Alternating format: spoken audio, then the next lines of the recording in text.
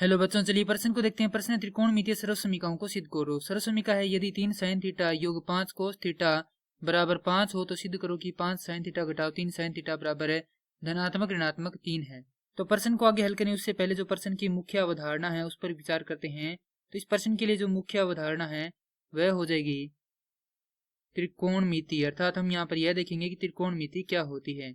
तो किसी त्रिभुज के कोणों तथा भुजाओं में संबंध का अध्ययन त्रिकोणमिति कहलाता है। अब यहाँ पर हमारे पास है 3 sin थीटा योग 5 cos थीटा बराबर है 5।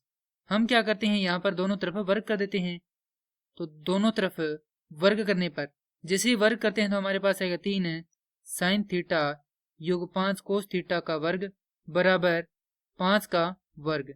तो ये हो जाएगा 9 sin वर्ग थीटा योग 25 कोस वर्ग थीटा योग ये हो जाएगा 30 sin थीटा कोस थीटा बराबर 25। क्योंकि यहाँ पर ये किस रूप में है, ये है a योग b के वर्ग में, जिसे हम लिख सकते हैं a का वर्ग योग b का वर्ग योग 2ab।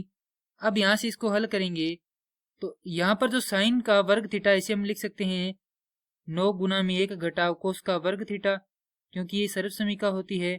और इस पद को इधर क्या कर देंगे, पक्षांतरित कर देंगे। तो हमारे पास आएगा योग 30 sin थीटा कोस थीटा बराबर 25 घटाव 25 कोस का वर्ग थीटा।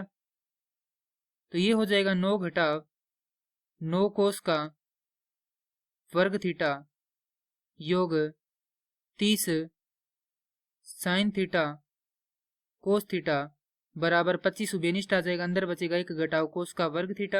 और 1 घटाव कोस का वर्ग थीटा बराबर होता है साइन का वर्ग थीटा।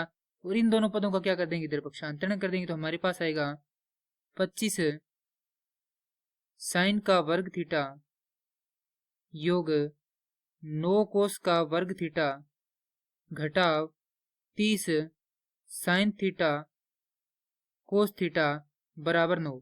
तो इसे हम इस प्रकार भी लिख सकते हैं 5 साइन थीटा का वर्ग योग इसे लिख सकते हैं 3 कोस थीटा का वर्ग घटाव 2 गुना में 5 साइन थीटा गुना में 3 कोस थीटा बराबर होगा 9। तो ये भी हमारे पास क्या बन रही है, सर्वसमीका बन रही है। ये सर्वसमीका है a घटाव b की वर्ग के रूप की, जिसे हम कह सकते हैं कि a का वर्ग योग b का वर्ग घटाव 2ab। तो यहाँ पर a है 5 साइन थीटा, तो ये रहा 5 साइन थीटा। b है यहाँ पर है 3 कोस थीटा, तो ये रहा 3 कोस थीटा गुणा में 2। और इन दोनों का क्या रहा यहाँ पर वर्ग। तो इसे हम लिख देंगे a घटाव b अर्थात 5 साइन थीटा घटाव 3 कोस थीटा और संपूर्ण का वर्ग बराबर 9।